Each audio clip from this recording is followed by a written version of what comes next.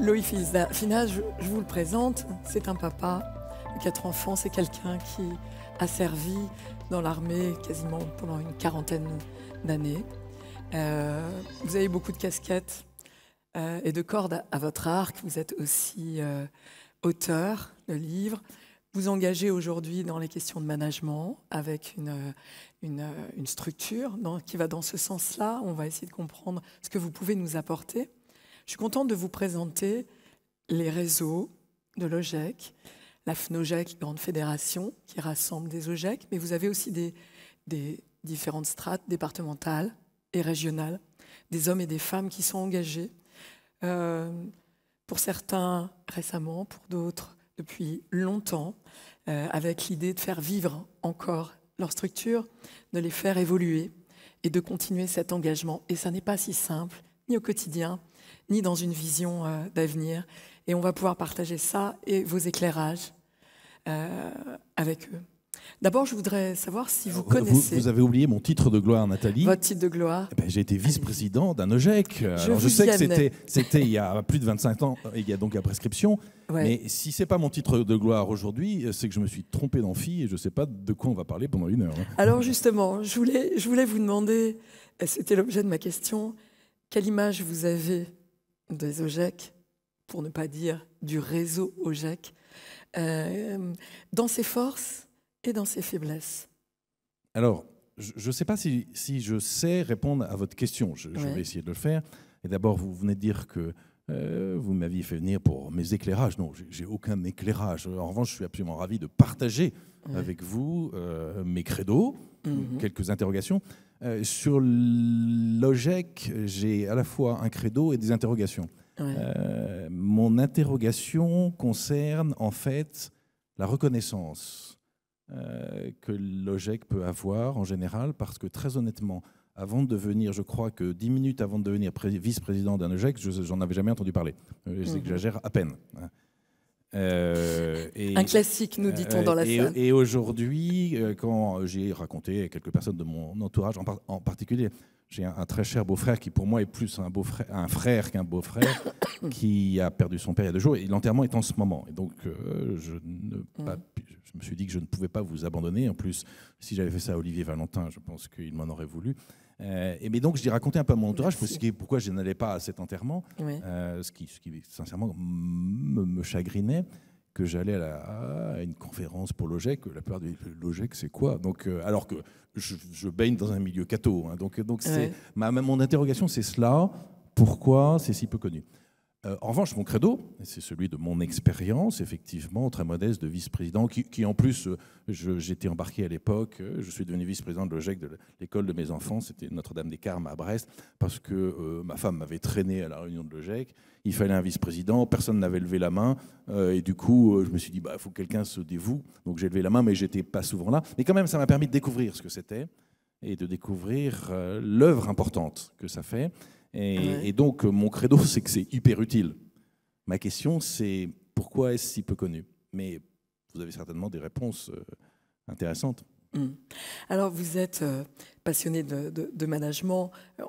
On s'appuie sur votre livre, sur la liberté du commandement, un réseau, l'esprit d'équipage. C'est le titre de votre livre, qui est clair. Vous en servez, vous allez dans les entreprises, vous allez expliquer effectivement vos credos, en tout cas les partager. Quel lien on peut faire entre la gouvernance dans le monde militaire et une institution comme le réseau des OGEC? Quand on pense à votre milieu sur un bateau, tous ces gens appartiennent à la même famille, sont formés probablement à des métiers différents mais de la même façon, alors que là, vous avez affaire, comme vous le savez, à un réseau où vous avez à la fois des bénévoles, vous avez des salariés.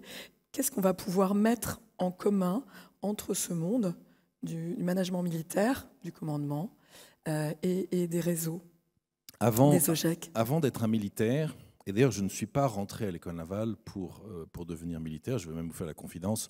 là aussi c'était il y a 40 ans, donc il y a prescription, que j'étais non seulement pas attiré par la vie militaire, mais elle me faisait même très peur.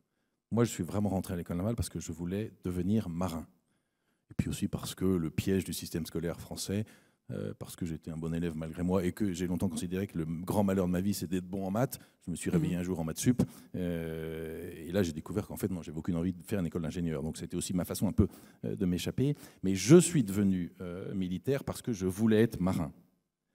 Et au-delà de ces prémices, mes 40 années de marine, certes, on fait de moi un militaire, je l'assume. Enfin, si un officier général n'assumait pas d'être militaire, ça serait inquiétant.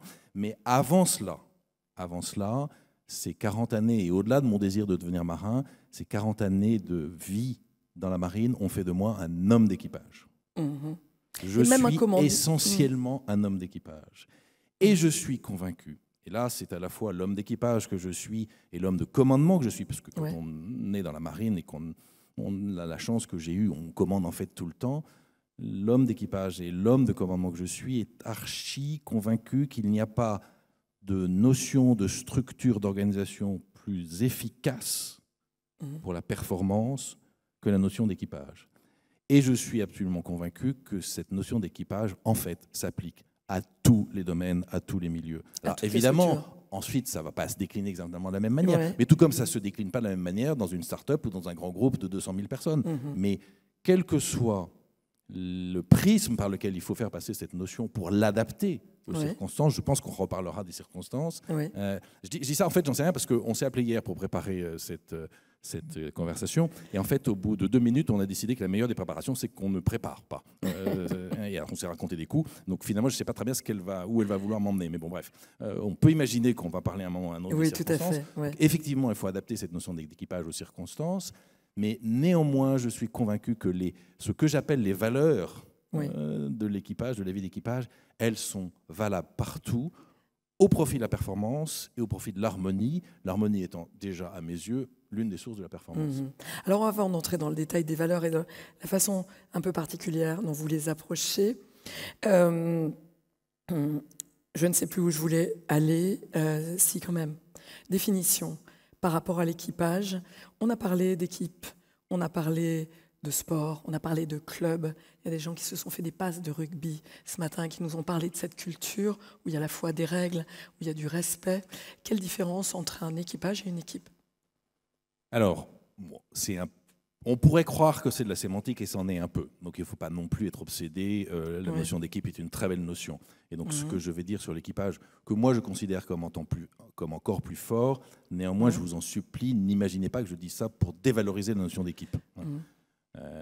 Il se trouve que je pense que l'équipage c'est encore plus fort, encore plus intéressant pour au moins 2 raisons. La première raison, c'est qu'un équipage, ça ne s'arrête jamais. Un équipage, à 17h, à 18h ou à 20h, c'est jour et nuit. C'est pas fini, ça continue. Ça continue, ça ne s'arrête jamais. Une équipe, quelle qu'elle soit, de rugby ou de foot, moi je préfère le rugby, très honnêtement, j'aime pas beaucoup le foot, mais bon, j'adore le rugby, et on a le droit d'aimer le foot. Une équipe de foot, aussi performante soit-elle, après l'entraînement, après le match, c'est fini, et on rentre chez soi. Alors certes, on se retrouve quelques temps plus tard, mais on rentre chez soi. Un équipage, ça ne s'arrête jamais. Et deuxièmement, alors vous pourriez trouver quelques exemples où ce que je vais dire peut s'appliquer aux équipes, mais pas systématiquement. Un équipage, ça va ensemble quelque part. Et pour cette notion de durée, ça ne s'arrête jamais, et on va ensemble quelque part, ça me paraît encore plus fort qu'une équipe. Bon, mais je ne dis pas cela pour dévaloriser la notion d'équipe. Non, mais ici, le temps, ça compte. Parce que toutes les personnes que vous voyez là ne donnent pas toute leur vie, quoique d'esprit, je pense qu'ils le donnent, mais il y a vraiment une problématique effectivement de disponibilité, de temps, et c'est une vraie responsabilité qui prend du temps et qui engage bien plus loin qu'un temps déterminé. Alors, vous nous avez avancé sur effectivement les qualités nécessaires. Toute l'équipe a voulu qu'on avance sur l'idée d'une gouvernance équilibrée. Qu'est-ce qui se passe ? On a des problèmes de gouvernance, on ne sait plus, on a perdu la boussole, on a perdu la tête. Alors, aujourd'hui? d'une manière générale, dans la société d'aujourd'hui, si le marin, l'intérêt d'être un marin, c'est que de temps en temps, on part au loin et donc on peut observer avec un peu plus de sérénité ce qui se passe. Est-ce que c'est pour ça qu'on comprend mieux ce qui se passe? Non, certainement pas, mais on peut avoir une certaine distanciation qui nous permet au minimum de nous poser des questions. Moi, je crois qu'aujourd'hui, en fait, nous sommes dans une société qui a perdu ses points cardinaux. Et à mes yeux, et surtout pour ceux qui ont des responsabilités, qui sont des chefs, quel que soit le sens qu'on donne au mot chef, il y a 4 points cardinaux fondamentaux qu'il faut toujours avoir à l'esprit. Et à mon avis, aujourd'hui, beaucoup de gens les ont oubliés ou même jamais découverts. Vous nous et les pour rappelez? moi, les 4 points cardinaux du commandement, du management, du leadership, là aussi, peu importe les mots qu'on emploie, ils sont extrêmement simples et concernent tout le monde, pas seulement les gens qui, comme moi, ont exercé leur métier dans un uniforme. Le premier point cardinal de tout chef, de tout homme ou toute femme qui a des responsabilités, de tout homme ou toute femme à qui on a confié d'autres hommes et d'autres femmes, le premier point cardinal, c'est la mission. On est chef parce qu'on a une mission. On est chef pour une mission. On est chef parce qu'on nous a donné une mission. Être chef sans mission, à part flatter les égos, je ne vois pas à quoi ça rime. Ça rime à rien. Donc le premier point cardinal, c'est la mission.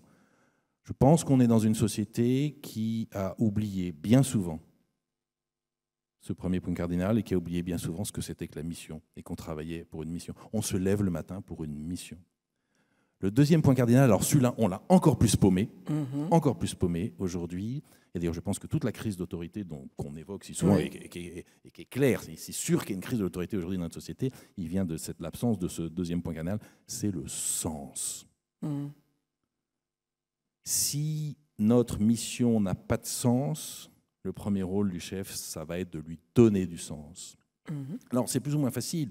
Moi, et vous pourrez me dire, et vous auriez raison, moi c'est facile, je viens effectivement d'un monde professionnel où le sens nous est donné, il est très fort. Donc on n'a pas vraiment à le chercher. Je pense qu'on peut le trouver partout. Et particulièrement dans l'institution. Évidemment, dans la vôtre. Alors, je te le dis très honnêtement, je ne pense pas que chercher le sens dans l'institution de l'OGEC, ce soit très compliqué de le trouver. Hein. À mon avis, là, je ne dois pas vous donner des leçons, mais à mon avis, s'il y a un domaine où on doit pouvoir le trouver, c'est bien là. Ni même la mission, d'ailleurs. Quand vous vendez des frites ou du ketchup, c'est peut-être plus compliqué, mais quoique, on a besoin de frites et de ketchup. Donc le sens, c'est fondamental. Je pense même que non seulement la responsabilité du chef est de donner ce sens et de l'expliquer, mais même s'il s'avère qu'il ne le trouve pas, alors après avoir suffisamment cherché, je pense qu'à ce moment-là, il doit refuser la mission. Je pense que c'est de sa responsabilité. Si on vous confie une mission qui, très honnêtement, après un vrai temps de réflexion, n'a pas de sens, eh bien, le rôle du patron, c'est de la refuser. Troisième point cardinal, et on l'a déjà évoqué, donc c'est revenu plus vite qu'on pouvait l'imaginer, ce sont les circonstances. Tout s'inscrit dans des circonstances. Et une mission donnée, avec le sens qu'elle a, ne se déroulera pas du tout de la même façon dans une circonstance ou dans une autre. Parfois même de manière très très différente. Napoléon était obsédé par les circonstances. De Gaulle le rappelle sans cesse dans les livres qu'il a pu écrire sur le sujet. Et il avait raison, tout est circonstance. Ça ne veut pas dire qu'il faut que ce soit elle qui dirige, mais notre responsabilité s'inscrit dans des circonstances. Et ça aussi, je pense que c'est ce que beaucoup de gens ont oublié, en particulier ceux qui sont encaqués dans leurs dogmes. Parce que les dogmes, d'abord, sont dangereux de manière générale, pas ceux de l'Église catholique, mais les autres. Quoique même ceux de l'Église catholique, il faut savoir les prendre avec la distanciation nécessaire et savoir relire l'Évangile. Pas le sentiment que Jésus soit encaqué dans des dogmes, pas vraiment. Mais ils peuvent nous faire perdre, oublier les circonstances. Et quand on voit que les dogmes et qu'on oublie les circonstances, on fait des bêtises, surtout si on est chef. Et puis, le quatrième point cardinal, c'est le dernier que j'évoque, mais c'est le plus important, c'est les hommes. C'est les hommes. C'est les hommes. Être chef, c'est la plus belle... Non, c'est pas la plus belle, parce qu'il y a des tas de très belles façons, d'ailleurs, à commencer par le sacerdoce, mais c'est l'une des plus belles façons de servir les autres. C'est l'une des plus belles façons de servir ceux qui nous sont confiés. Être chef, c'est d'abord avoir des hommes et des femmes qu'on nous a confiés. Et donc, la mission, le sens, les circonstances et les hommes, ça, ce sont les 4 points cardinaux de tout chef. Et je crains que notre société n'en soit pas suffisamment consciente. Mmh. Est-ce qu'on peut juste faire une pause et éclairer des notions dont on a parlé ce matin, où il y a eu un peu débat sur gouvernance verticale, pyramidale, horizontale puis verticale. Chez vous, en tout cas dans le monde militaire, et toujours en faisant le parallèle avec notre institution, ça aussi c'est une question de circonstance. On a l'impression de l'extérieur que c'est beaucoup vertical, c'est faux. Vous avez lu un très bon livre, Nathalie. Avec un bon auteur. Effectivement, je définis ces vertus d'équipage à partir de cette association. Je pense quand même, on va y revenir. Puisque déjà, on va en attaquer une. Oui. Et absolument, pour répondre à votre question. Alors, j'espère que je vais ne choquer personne, et je ne sais pas ce que vous vous êtes dit ce matin. Mais tout ce débat qu'on entend quasiment tous les jours sur l'opposition entre l'organisation verticale et l'organisation horizontale est juste débile et triste. Ces deux organisations sont toutes les deux nécessaires. Et effectivement, en fonction des circonstances, le rôle du chef est, non pas d'ailleurs de choisir l'une ou l'autre, mais d'élaborer un cocktail entre l'une et l'autre dont le ratio varie en permanence en fonction des circonstances. Si, et tout le monde connaît le système hiérarchique des armées. Et tout le monde croit que les armées ne reposent que sur ça. C'est juste totalement faux. Je vais y revenir. Mais ce système hiérarchique existe, c'est vrai, chez nous, et probablement plus développé que partout ailleurs. En tout cas, nulle part ailleurs, il est plus développé que là. Il y a des endroits où il l'est tout autant. L'Église catholique, par exemple. Mais en tout cas, aucun endroit... C'est pour une seule raison, c'est pour une seule circonstance, cette organisation verticale, ce système hiérarchique donc, qui incarne l'organisation verticale, c'est parce qu'au combat... Dans ces circonstances du combat, c'est l'organisation qui permet de réagir le plus vite. Excusez ma trivialité, mais quand vous avez un missile aux fesses, vous avez quelques secondes pour réagir. Vous ne faites pas un conclave à ce moment-là. Vous ne réunissez pas le COMEX et encore moins le comité d'entreprise pour savoir s'il faut partir à gauche ou à droite. Vous avez quelques secondes, parfois même moins, quelques dixièmes de secondes pour réagir. Donc là, vous êtes dans l'organisation verticale.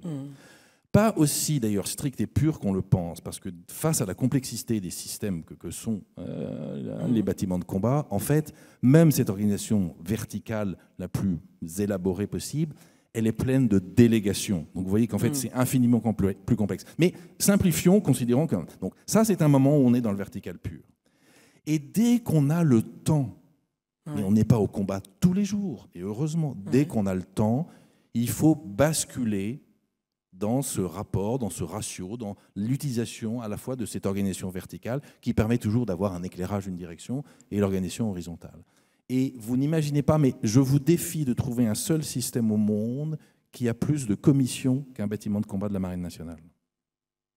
Même à la CGT ou je ne sais où, vous ne trouverez pas plus de commissions que sur un bâtiment de combat de la Marine nationale. Nous avons des commissions sur tous les sujets. Et le pacha d'un bateau de guerre passe sa vie, pas au combat, mais dans les autres circonstances, il passe sa vie à demander à son équipage leur avis sur tous les sujets. Et d'ailleurs, je vais revenir sur les deux raisons qui font qu'on a mis ça en place, mais ces commissions sont constituées pour partie de gens qui sont nommés et choisis par le commandant, et d'autres qui sont élus par l'équipage. Et alors pourquoi on fait ça? On fait ça pour deux raisons. La première, qui n'est pas la plus importante, mais qui est assez évidente, c'est que les marins comme moi considèrent que lorsque vous êtes 10 pour résoudre un problème, vous avez plus de chances de trouver des bonnes solutions que si vous êtes tout seul. Et la deuxième raison est encore plus importante. C'est parce que c'est dans ce processus-là que l'on bâtit la confiance. Confiance que ensuite le système hiérarchique au combat ira utiliser. Un système hiérarchique, une organisation verticale ne marche pas si elle ne repose pas sur la confiance, mais l'organisation verticale ne bâtit pas la confiance, ne crée pas la confiance. C'est par ce système participatif, donc cette organisation horizontale, qu'on peut la créer. C'est absolument certain. Et donc ce débat pour dire il faut plus l'expression mais débilissime, complètement idiote d'entreprise libérée, mais c'est débile, ça veut rien dire. Vous dites, ce qui est intéressant pour tout notre réseau, que la confiance, ça se construit dans la routine, dans la répétition. Il faut penser ici qu'il y a des gens, des personnes qui ont des tâches, ils sont confrontés très souvent aux mêmes problèmes. Et vous dites que finalement, ça peut être un atout justement pour bâtir la confiance. La confiance, et qu'il ne faut pas avoir peur de cette répétition. Absolument, vous avez complètement raison. La confiance, ça se bâtit tout le temps. Ouais. Quand vous êtes dans un moment extrême et que vous prenez la bonne décision, vous créditez de la confiance. Mais la confiance, ça se bâtit, comme je le disais, d'abord dans le quotidien. Et notre quotidien à tous, il est fait de routine, il est fait de répétition. Et effectivement, si on a compris que ça peut être un moment de construction de la confiance, c'est une chance. Cette routine devient un facteur positif. Parce que c'est là qu'elle se bâtit, la confiance. Je vais en 2006 ou 2007, je commande le La Touche-Réville, qui est une frégate anti-sous-marine. Je vais en escale à Londres pour le 11 novembre parce que l'ambassade de France à Londres veut donner un peu plus de lustre à la belle relation franco-britannique. Enfin, quand on voit ce que ça donne maintenant, probablement ça n'a pas été suffisamment efficace. On viendra sur l'échec. On aurait dû envoyer plus souvent des bateaux de la marine. Enfin bref, et je commande donc un magnifique bâtiment de la marine française qui a une puissance de feu que Nelson, même avec toute sa flotte à Trafalgar, n'avait pas. Et je remonte la Tamise au poste de combat. Ce qui veut dire que mon équipage est au poste de combat, c'est-à-dire que chacun des garçons et des filles de cet équipage se retrouve derrière une console de radar, une console de tir, une console missile, un canon de 20 mm, un canon de 100, prêt à ouvrir le feu. On remonte la Tamise. On va à Londres en 2006. À quoi ils pensent, mes loulous et mes louloutes? Alors, peut-être que les filles de l'équipage pensent aux turners qu'elles verront à la tête galerie le soir, peut-être. Enfin, mais les mecs, je vous jure, ils pensent à quoi? Au pub où ils vont aller le soir, aux rousses, aux brunes et blondes filles ou bières qui vont aller boire ou draguer. Ils pensent à ça. Et ils ont 20 ans. Et ils sont derrière une console missile, ils sont derrière un canon de 100 mm prêt à ouvrir le feu. Et vous pensez que s'ils m'entendent leur donner l'ouverture du feu, alors je vous passe parce que c'est un autre sujet, mais mon questionnement de commandant pour savoir si le Zodiac ou le voilier qui s'approche de nous avec des filles qui font coucou, en fait, c'est un truc où il y a des barbus cachés avec plein de TNT pour faire péter mon bateau. En fait, pourquoi on est dans cette situation-là? C'est peu après, rappelez-vous, les attentats dans le métro de Londres, donc l'état de menace terroriste est maximal, et d'ailleurs les autorités britanniques nous l'ont dit. Et moi, je n'emmène pas un truc qui vaut 500 millions d'euros, payé par vos impôts, hein, je vous le rappelle, à Londres pour qu'il se fasse péter dans la Tamise. Enfin, en plus, ça serait pas top. Donc, je vous passe mon dilemme de Pacha pour savoir si le bateau, le Zodiac, c'est du terroriste ou au contraire des Anglaises très excitées par ces petits Français mignons qui arrivent. Mais lorsque je donne l'ordre de feu, alors rassurez-vous, ce jour-là, je n'ai pas eu à donner l'ordre de feu, mais lorsque je donne le feu, vous croyez qu'un garçon de 20 ans qui est en train de penser au pub où il va aller faire la fête le soir, il ouvre le feu parce qu'un système hiérarchique le lui demande, alors qu'il va en escale à Londres en 2006 ? Non, il ouvre le feu parce qu'il a confiance dans celui qui donne cet ordre. Et dans les armées, contrairement à ce que beaucoup de gens croient, on obéit aux ordres qui nous sont donnés parce qu'on a confiance dans celui ou celle qui nous le donne. Et donc cette confiance, le système hiérarchique, l'organisation verticale, l'utilise. Il ne l'a pas construite, il ne l'a pas bâtie, il ne la créera jamais. L'organisation horizontale est d'abord là pour ça. Pas que pour ça, mais d'abord là pour ça. C'est intéressant d'ailleurs, à chaque fois j'ai envie de digresser, parce que vous parlez aussi beaucoup de la notion d'expérience. Parce que vous dites que vous êtes venu au métier, vous n'aviez pas prévu, vous aimiez la mer, mais vous n'aviez pas prévu forcément d'être militaire. Vous dites que la notion de commandement, ça vous est venu comme quelque chose de naturel, et que en même temps, c'est avec l'expérience que ça s'affirme. Alors vous êtes en train de poser la question de l'inné, de l'acquis, donc je ne vais pas lancer un débat qui ne sera jamais clos. Non. Ce que je peux peut-être dire sur ce sujet-là, c'est qu'effectivement, on profite de l'expérience qu'on sait acquérir. Et lorsque nous sommes un homme ou une femme qui sait acquérir sans cesse de l'expérience, à mon avis, on est un homme ou une femme beaucoup plus intéressant que ceux qui ne savent jamais, quels que soient les événements de leur vie, en acquérir. Ça, c'est évident. Et ça s'installe dans une géographie initiale, mais dont l'alchimie n'est pas connue. Et alors, effectivement, puisque vous évoquez mon cas, je crois, j'espère avoir été un chef pas trop médiocre toute ma carrière. Est-ce qu'à 18 ans, à 20 ans, j'étais convaincu et j'avais la vocation d'être chef? Ça, ma réponse est assurément non. On ne naît pas chef. Alors ça, c'est aussi autre chose. On ne naît pas chef, on le devient, et si possible par un parcours initiatique, qu'on soit talentueux ou non. Mais pour revenir à mon exemple, mais simplement comme exemple, je ne sais pas, en tout cas, parce que toujours les gens me disent « Ouais, mais toi, c'est sûr, tu avais la vocation d'être chef. » Pas du tout, pas du tout. En revanche, je pense que justement, ces points cardinaux que j'évoquais tout à l'heure, qui sont ceux, à mon avis, d'un chef, dessinent une géographie et que très vite j'ai découvert, non pas à l'école navale que j'ai vécu comme 3 ans de grandes vacances, mais en arrivant sur mon premier bateau, très vite j'ai découvert que cette géographie dont finalement j'ai eu conscience assez tôt, de la mission, du sens, des circonstances et des hommes, j'ai découvert que c'était une géographie en tout cas qui m'était naturelle et que j'adoptais. Et je pense que c'est probablement là une meilleure définition de la vocation que toutes les couillonnades qu'on raconte sur les gens qui avaient la vocation pour devenir officier de marine, prêtre ou je sais pas quoi. Je sais pas très bien ce que ça veut dire. Et je pense que la vocation, c'est peut-être simplement l'adéquation un jour, quel que soit le moment dans votre vie. Ça peut être à 5 ans, ça peut être à 15 ans, ça peut être à 35, mais c'est l'adéquation entre justement une géographie importante, les 4 points cardinaux du chef pour celui qui est appelé à être chef, et votre géographie personnelle. Alors venons sur, vous avez déjà avancé, mais sur les qualités nécessaires à une bonne gouvernance. Et vous avez une particularité, c'est de dire, non mais il faut arrêter de prendre la qualité du charisme, par exemple, il faut penser en association. Alors pourquoi vous en êtes venu là et à quoi ça sert finalement? C'est du garde-fou? Alors, il y en a pas mal d'associations, on s'attardera sur certaines. Déjà, pourquoi des associations? Effectivement, c'est une question, en tout cas, moi, je trouve intéressante, pour au moins 2 raisons. La première raison, un peu plus générale, c'est qu'il n'y a pas de notion, il n'y a pas de sujet plus collectif que le leadership. Tous ceux qui osent parler sans pudeur de ces notions-là, en parlant d'individus seuls ou de qualités individuelles, à mon avis, sont des farceurs, pour ne pas dire des charlatans. Il n'y a pas de notion plus collective que le leadership. C'est même un non-sens de l'évoquer autrement. La deuxième raison, c'est que, et ça c'est quelque chose qu'on peut retrouver dans les ressources humaines de manière générale, vous savez, quand on fait un peu de RH au sens noble du terme, on s'aperçoit que ce n'est pas la plupart du temps, je suis quasiment sûr que c'est tout le temps, une décision RH comporte en elle-même autant d'avantages que d'inconvénients. Et la responsabilité de gens qui prennent des décisions dans ce domaine, c'est que la somme de leurs décisions minimise les inconvénients et maximalise les avantages. Et je vais vous donner un exemple, c'est la même chose pour les qualités. Alors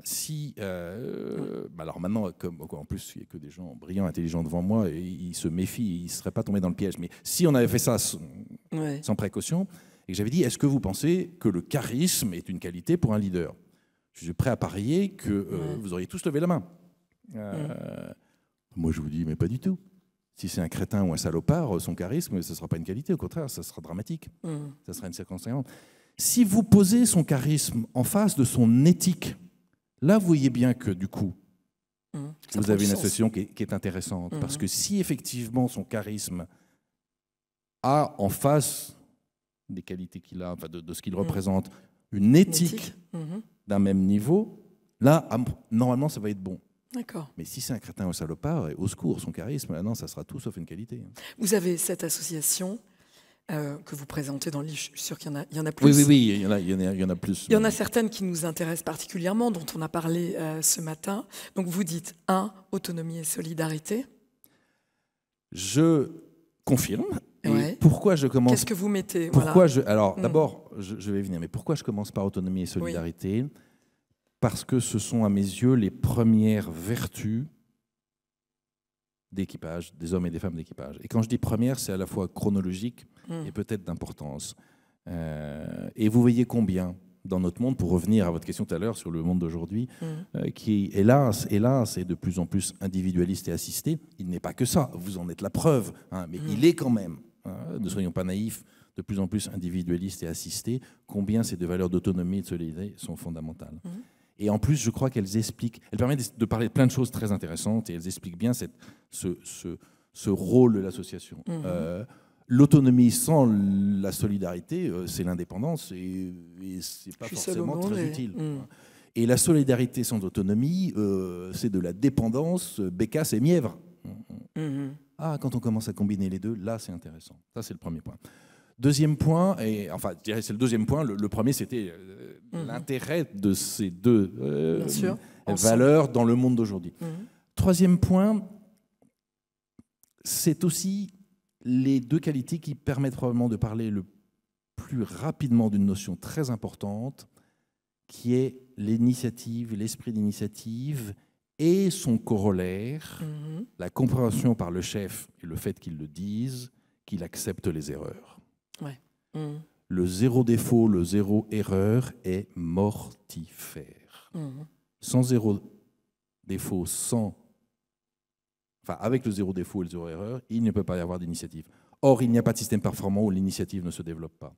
Et donc, je pense que c'est la responsabilité du chef de dire à ceux qu'on lui a confiés, prenez des initiatives, agissez, je vous fais confiance et je sais que 9 fois sur 10, ça se passera bien. Et rassurez-vous, n'ayez pas peur, n'ayez pas peur. Je pense que ça prend beaucoup de sens quand on utilise cette phrase devant un aréopage comme le vôtre. N'ayez pas peur. La 10e fois, lorsque ça va merder, je suis là. Et on corrigera le tir ensemble. Et d'ailleurs, c'est mon job, justement, avec vous, de corriger le tir. Et ça ne sera pas grave. D'autant plus que pour cette 10e circonstance qui serait une boulette, il y en aurait eu 9 positives avant. Et ça, c'est absolument fondamental. C'est au cœur de l'autonomie et de la solidarité, cette compréhension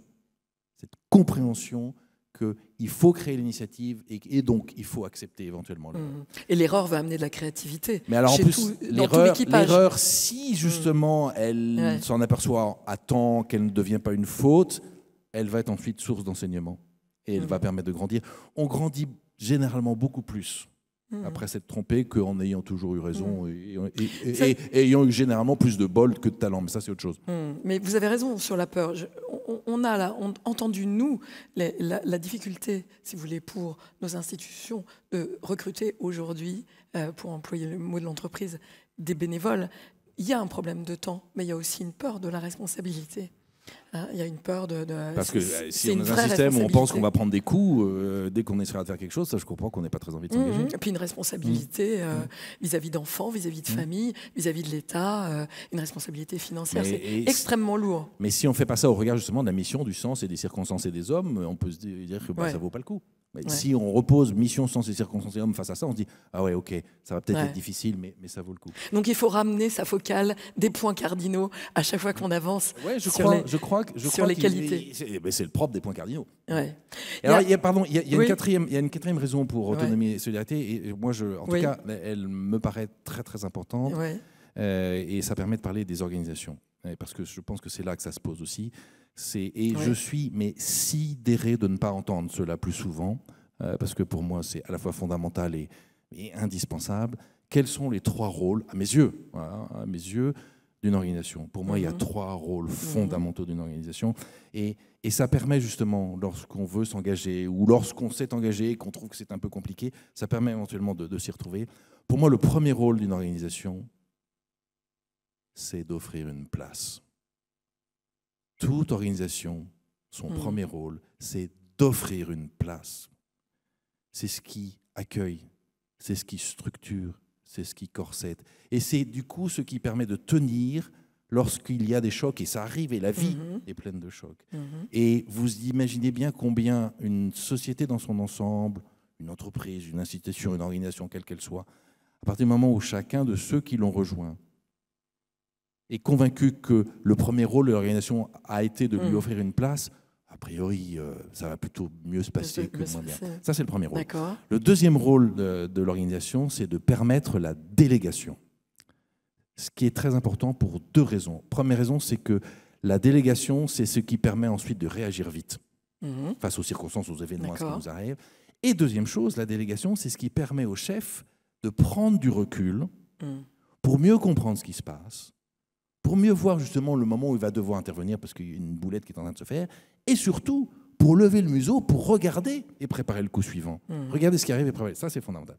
Et la troisième raison tout aussi importante d'une organisation, c'est que justement, lorsque la mission n'est pas claire, lorsque sens est absent, et lorsque les chefs sont défaillants, et ça arrive, l'organisation est là pour suppléer à l'absence de clarté de la mission, à l'absence du sens et à la défaillance des chefs. Ça, c'est, à mes yeux, fondamental. Un appui, en tout cas. Un appui, un recours C'est ce qui offre une place, c'est ce qui permet de déléguer, c'est ce qui permet de suppléer. C'est quand même 3 qualités non négligeables. Oui, oui, et je pense qu'il parle au cœur des personnes qui pense sont là, que qui vous écoutent. Sincèrement, et j'espère que vous ne me trouvez pas prétentieux, mais je ne vois pas comment on définirait mieux ce qu'est une organisation et son rôle qu'avec ces 3 notions-là. Avançons un petit peu sur les qualités, parce qu'on a encore pas mal de choses à se dire. Nathalie, je suis à vos ordres. Hein. Et non, j'exagère. Vous trouvez que j'exagère? Non, j'exagère pas. Alors, donc, il y a différentes associations que vous faites, fonctions et responsabilités. Alors ça, c'est fondamental. Alors tiens, pour répondre toujours à votre première question initiale sur la société d'aujourd'hui, ça c'est un truc que la société d'aujourd'hui n'a pas compris. Et alors, il se plante, mais totalement. C'est fondamental. Il faut comprendre que nous avons dans la vie, dans nos institutions, dans nos entreprises, dans le système de l'OGEC, nous avons des fonctions différentes. Et c'est normal, elles procèdent des formations, des sélections et des parcours différents que sont les nôtres. Donc c'est complètement normal qu'on ait des fonctions différentes. Je prendrai un exemple tout simple après qui illustre bien ça. Mais ce n'est pas parce que nous avons des fonctions différentes que nous ne portons pas la même responsabilité collectivement ensemble. Permettez-moi vraiment un exemple, mais tout simple. Lorsque je commandais la Toucheréville ou les autres bateaux que j'ai eu la chance de commander, ma fonction de commandant quand on rentrait à quai, c'était de conceptualiser la manœuvre et de l'ordonner. Ce n'est pas toujours très simple. En plus, comme je le disais tout à l'heure, la Toucheréville, c'est un truc qui vaut 500 millions d'euros. Ça mesure 150 mètres de long, 5000 tonnes d'acier. C'est pas hyper manœuvrant. Mon job, quand je le ramène au garage, c'est pas de le planter. Donc ma fonction, c'est de conceptualiser la manœuvre et de l'ordonner. Et puis j'ai à mes côtés un jeune garçon, une jeune femme, qui n'a pas 20 ans et qui est barreur. Et sur ces bateaux, en plus, la barre, une espèce de roue, mais c'est pour des raisons ergonomiques. En fait, c'est pipeau, c'est un interrupteur. C'est droite-gauche. C'est jacouille dans les visiteurs qui fait jour-nuit, jour-nuit, jour-nuit. Vous pensez ce que vous voulez de la fonction du commandant, avec son bel uniforme, ses galons dorés, le museau au vent sur les longs de la passerelle, 30 personnes qui l'écoutent religieusement à la passerelle, et puis mon jacouille dans sa fosse de barreur qui fait jour-nuit. Vous pensez ce que vous voulez de la différence de ces fonctions. Mais si vous n'avez pas compris qu'à ce moment-là, ils sont aussi importants l'un que l'autre, vous n'avez rien compris. Ils sont aussi importants l'un que l'autre. Je vous garantis que sur les bateaux de la marine, les deux le savent. Et c'est un ciment social exceptionnel. Et c'est la première source de performance. Ça, c'est extrêmement important. Et je pleure tous les jours d'observer que la société d'aujourd'hui n'a pas compris la différence, justement, mais le lien aussi qu'il y avait entre fonction et responsabilité. Oui, et puis ne pas dévaloriser l'autre sous prétexte qu'il serait moins s'il est très bon dans son rôle. Vous pouvez trouver mon jacouille débile, mais s'il met à droite quand je dis à gauche, il crache le bateau, et je ne suis pas plus important que lui. Alors, je suis obligée d'avancer, Loïc, parce qu'il y a d'autres choses. Je vous renvoie au livre, si vous voulez aller plus loin, sur les notions de hiérarchie, de participation. On en a un petit peu parlé comme ça. Il y a quelque chose qui nous intéresse ici, c'est vous dites qu'on peut mêler l'exigence et la bienveillance. Ah non, je ne dis pas qu'on peut les mêler. Je dis qu'il faut. Il faut. Oui, mon amiral. il faut mêler. Pourquoi c'est si important?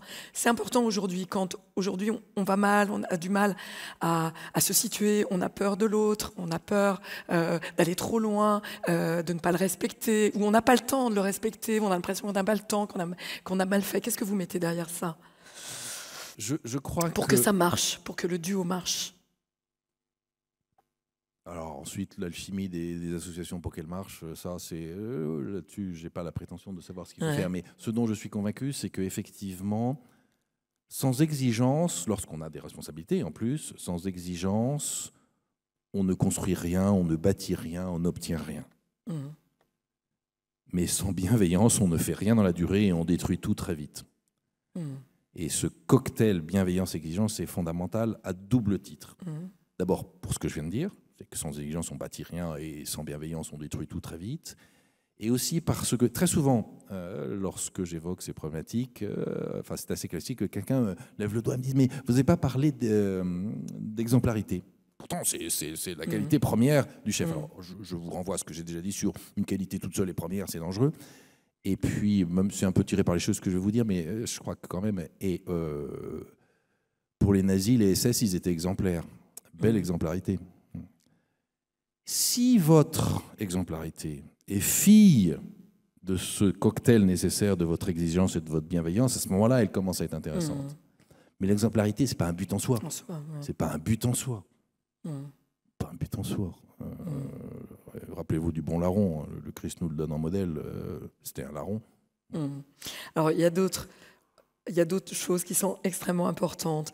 L'énergie et la culture, l'intelligence et le courage, la parole, le temps aussi. J'ai envie qu'on aille aller lire le livre qui est vraiment inspirant, en tout cas inspirant. Je vous garantis que ça ne faisait pas partie de la préparation d'hier, ce qu'elle vient de dire. Non. On n'avait pas préparé ça. Non, mais c'est parce que je trouve que c'est intéressant, parce que on a beaucoup parlé, on se connaît, et je sais j'imagine le questionnement qui est derrière et les besoins qui sont grands. Dans votre gouvernance, est-ce que vous avez vécu des remises en cause? Est-ce que vous vous êtes remis en cause? Alors, oui et non, mais vous allez comprendre bien mon nom. Et je vais faire le lien avec une question qu'on pose souvent, c'est est-ce que je me suis senti seul? Qu'est-ce que je pensais de la solitude du commandant? En fait, et la plupart des chefs à ce moment-là vous font tout un laïus pour expliquer qu'effectivement que le commandement c'est un truc solitaire. Tu vois. Très honnêtement. Très honnêtement, alors est-ce que c'est une réponse du marin de guerre que je suis? Est-ce que c'est une réponse aussi du chrétien que j'essaye d'être? Mais très honnêtement, je ne me suis jamais senti seul. Y compris lorsque j'ai dû décider contre l'avis de tous ceux qui étaient autour de moi. Mais même dans ces cas-là, lorsque je décidais contre l'avis de tous, c'était après avoir partagé avec eux. Et j'estimais que ce qu'ils m'avaient donné dans leur contradiction, en fait, avait renforcé mes intuitions. Et donc, même quand je tranchais contre eux, je n'ai jamais éprouvé le sentiment d'être seul. Mais je vous l'ai dit tout à l'heure. Et tout ça se faisait dans le respect, en fait. Je suis infiniment un homme d'équipage. Et bien sûr que c'est dans le respect des autres. C'est dans l'intérêt permanent aussi de l'avis différent. Et au contraire, j'ai toujours eu une alarme qui sonnait dans ma tête lorsque tout le monde était d'accord avec moi, trop vite. Ça, c'est dangereux. Ça, c'est très dangereux. Donc, il faut accepter la contradiction. Mais c'est pas qu'il faut l'accepter, il faut bien plus. Le chef doit la susciter. Le chef qui ne sait pas susciter la contradiction, il va créer un système qui finira par se planter. Vous savez, c'est... alors peut-être que certains d'entre vous, je vais le citer parce que la phrase n'est pas de moi et comme je la trouve assez remarquable, j'ai cité son auteur, quelqu'un que certains d'entre vous connaissent peut-être, qui est le conférencier le plus extraordinaire. La prochaine fois, il faut inviter Christian Monjou, pas Loïc Finaz, Christian Monjou, et qui a un discours absolument exceptionnel sur le leadership, plein de choses. Et il parle sans cesse à ce propos-là, il disait « Attention que vos conseillers fenêtres, c'est-à-dire vos conseillers qui sont capables de vous ouvrir sur le monde, ne deviennent pas des courtisans miroirs. » Et nous sommes dans des systèmes qui, d'abord, souvent n'ont jamais de conseillers fenêtres. Et si par chance ils en ont, de toute façon, très vite, ils deviennent des courtisans miroirs. Et tout système, mais c'est hélas la plupart des systèmes qui fabriquent du courtisan miroir et un système qui va se planter. Un chef qui sait avoir autour de lui des conseillers fenêtres, a priori, il ne se plantera pas. Vous avez eu des regrets? Dans ma vie, j'ai eu beaucoup de regrets sur tout ce que je n'ai pas fait. Non, alors, je vais peut-être vous faire une confidence là, parce que alors là, c'est vraiment une confidence, mais après tout, c'est logique, on est censé... j'ai fait un double développement. C'est qu'à la fin que vous allez comprendre pourquoi je vous raconte ça. Et peut-être d'ailleurs, c'est finalement ce qui va vous guider le plus. J'ai découvert, je dis bien, à l'issue de mon commandement de la Touche-à-Ville, mon dernier commandement, après 2 ans de commandement, non seulement ce n'était pas un a priori, mais même pendant ces 2 ans d'exercice de commandement, je n'ai jamais pensé ce que je vais vous raconter là. J'ai découvert, après ces 2 ans de commandement, que je ne m'étais jamais trompé. En fait, quand on y réfléchit, c'est normal. Je suis arrivé... Excusez-moi, j'ai pas entendu. Quand on y réfléchit, c'est normal. Ça veut dire que la marine fait à peu près bien sa formation et sa sélection de ceux qu'elle prend dans la marine. Mais c'est pas ça que je veux vous raconter. Ce que je veux vous raconter, c'est que je me suis jamais trompé. Par exemple, j'arrivais au central d'opération en 8 entités sous-marines, on m'expliquait ce qui était en train de se passer, je disais on envoie l'hélicoptère à tel endroit, l'hélicoptère allait à tel endroit, il mettait son sonar à l'eau, pof, il chopait le sous-marin, enfin, bref, tout le temps comme ça. Un jour on fait des passes acoustico-magnétiques dans la rade de Brest, c'est assez compliqué, puis c'est quand même un gros bateau, il y a des courants, il y a du vent, et puis pour des tas de raisons je voulais qu'on aille assez vite, il faut vraiment passer mais au millimètre près. Faire passer un truc qui fait 150 mètres de long, 5000 tonnes, c'est au millimètre près, c'est pas super facile. Au-dessus des passes, sinon des instruments de mesure, ça ne passe pas. Et le chef de car était une jeune femme tout à fait remarquable, qui avait préparé son car. Vous avez toute l'équipe de car passerelle, donc à peu près 20 personnes, tout le central d'opération qui bosse pour elle. Et elle fait le premier passage, et chaque passage, ça dure 20 minutes ou une demi-heure, donc c'est un peu long. Elle fait son passage, et puis à terre où il y a ceux qui nous suivent, le coup près tombe en disant « passe non validé ». Alors je la sens un peu désespérée, je dis écoutez, c'est pas grave, on recommence. Fait une deuxième passe, donc de nouveau ça prend une demi-heure, deuxième passe, de nouveau non validé. Et puis, ouais, je vais vraiment vous faire une confidence après. Et puis, donc elle fait une troisième passe, elle sait que je suis pressé, elle commence à être vraiment ennuyée. Ouais. Et là, moi, je suis le touriste sur son fauteuil de commandant. Et en plus, me connaissant, j'imagine, j'ai oublié, mais à un moment donné, je devais avoir un bouquin sur les genoux. Donc, et tout d'un coup, pendant la manœuvre, alors qu'il y a plein de personnes qui sont chargées du truc, moi, je lui dis à droite 20 maintenant. Alors, la fille obéit complètement, elle dit à droite 20, clac, et passe validé. Et après ça, elle vient me voir et elle me dit comment vous savez? Et en fait, je fais juste ça. Et là, elle repart désespérée. Après son cas, je reviens, je dis attendez, quand je fais ça, ça ne veut pas dire que c'était du pif. Parce qu'elle me dit j'y arriverai jamais. Je dis non, ça, simplement, si vous voulez, je ne sais pas vous expliquer pourquoi à ce moment-là il fallait faire ça, mais sauf qu'à ce moment-là, je savais qu'il fallait faire ça. Mais c'est 30 ans de pratique, de formation, de sélection. Expérience et formation. Alors c'est là où j'en arrive à mon histoire. Non. Première histoire. Deuxième histoire. Ouais. 10 ans avant, je suis sur un bateau qui fait des opérations sous-marines. On est en pleine opération sous-marine. Je suis le patron de la lutte anti-sous-marine. Je dors à peu près 2 heures par jour et en fractionné depuis 15 jours. Et une nuit, à 3 heures du matin, je quitte mon car que je reprends 4 heures après. Ma chambre est juste sous le central d'opération à l'avant du bateau. Et je ne sais pas pourquoi. Je vais à l'arrière du bateau, c'est 150 mètres la nuit, c'est du temps, c'est long. Et alors, il se trouve que j'ai pas mal d'appareils sonars sur cette zone. J'y vais très souvent. C'est pas mon genre, je suis un garçon assez insouciant d'aller sans cesse surveiller ce qui se passe. Donc, je vais jamais faire de ronde là-bas. En plus, j'y suis suffisamment longtemps quand on met à l'eau les sonars. Et donc là, il est 3 heures du matin, j'ai 2 heures pour dormir. J'ai pas dormi, ça fait 15 jours que je dors 2 heures par nuit. Au moment où je sors du central d'opération, je passe devant la porte de ma chambre, je vais plage arrière. Et là, j'ouvre la porte étanche, dans le noir, au moment où je l'ouvre, je vois une silhouette en train d'enjamber le bastingage pour sauter à l'eau. Et je récupère un type, dont il se trouve d'ailleurs que c'est un homme de mon service, qui est en train de sauter à l'eau pour se suicider parce qu'il est au cœur d'un divorce épouvantable, ça passe très bien. Alors pourquoi je vous raconte ça? Et pour parler à propos de la solitude. Sincèrement, à chaque fois que je savais où envoyer mon hélicoptère, quand je savais qu'il fallait dire à droite 20 au lieu d'à gauche 20, sincèrement, je pense que ça, c'était le fruit de ma formation, de mon expérience, de mon métier de commandant, et que personne ne m'aidait. Quand je vais à 3 heures du matin, plage arrière, à la seconde même où un mec est en train de sauter à l'eau pour se suicider, je pense que j'étais pas tout seul et qu'il y avait avec moi quelqu'un qui s'appelle l'Esprit Saint. Ouais. Voilà, ça laisse. J'ai pas raconté souvent cette deuxième histoire, gardez-la pour vous. Oui. D'abord parce que l'homme en question, fort heureusement, vit toujours. Ouais. En tout cas, merci pour lui, merci pour la vie. On va terminer cet entretien, Loïc, on aurait pu poursuivre encore un certain temps. On a posé la question de l'attractivité, de l'engagement dans l'Église, dans les réseaux d'OGEC. Vous disiez tout à l'heure que vous aviez peut-être une petite idée à nous communiquer par rapport à nos soucis de recrutement de bénévoles. Bien sûr, ça passe par une gouvernance équilibrée autour de ces qualités dont on a parlé par association. Qu'est-ce que vous pourriez nous suggérer par rapport à notre attractivité? Alors d'abord, j'ai jamais dit que j'avais une idée à vous souffler. Si. Non, pas du tout. Mais puisque vous me la question, je ne vais pas me défiler. Je vais revenir à ce que je disais tout à l'heure, mon credo, mon interrogation.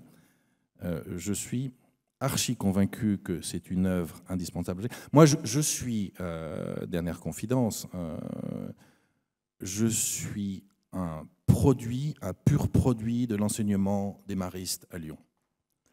C'est le deuxième aujourd'hui, hein? Ah bon? Hein?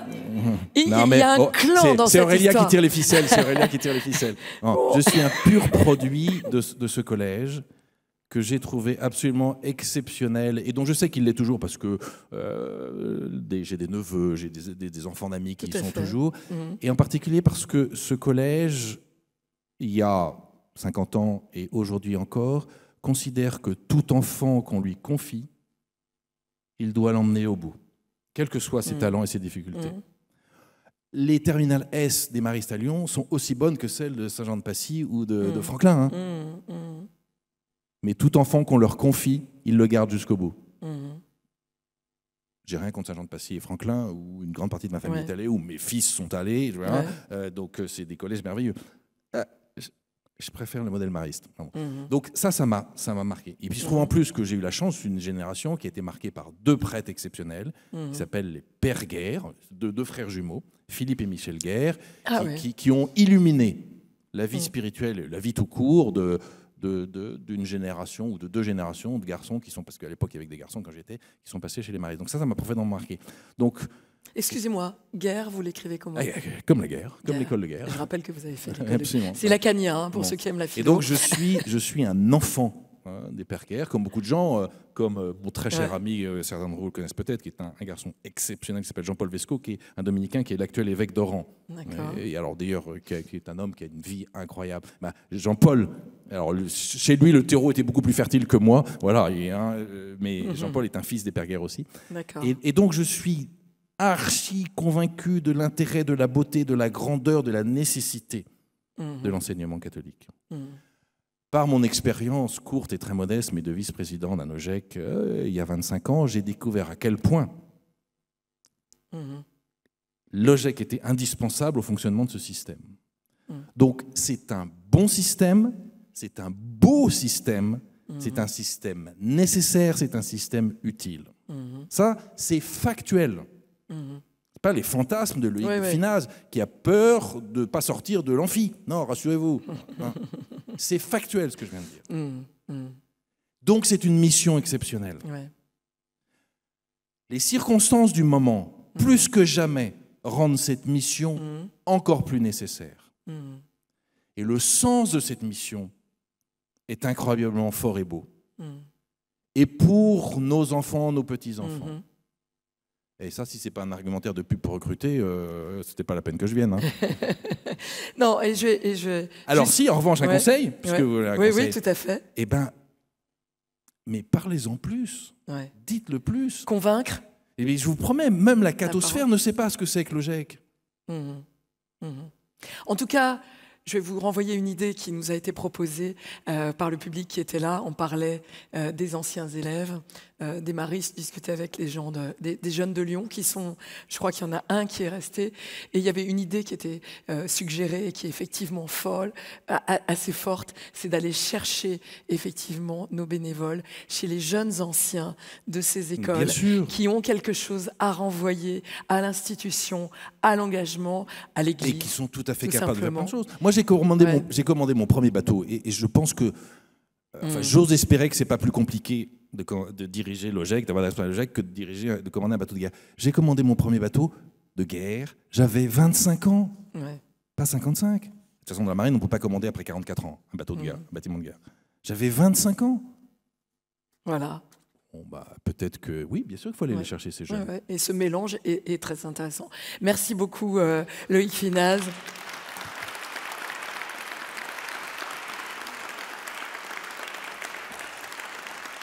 Merci, c'était, je l'espère, intéressant pour vous tous. On a deux choses à faire. D'abord, écoutez Laurent.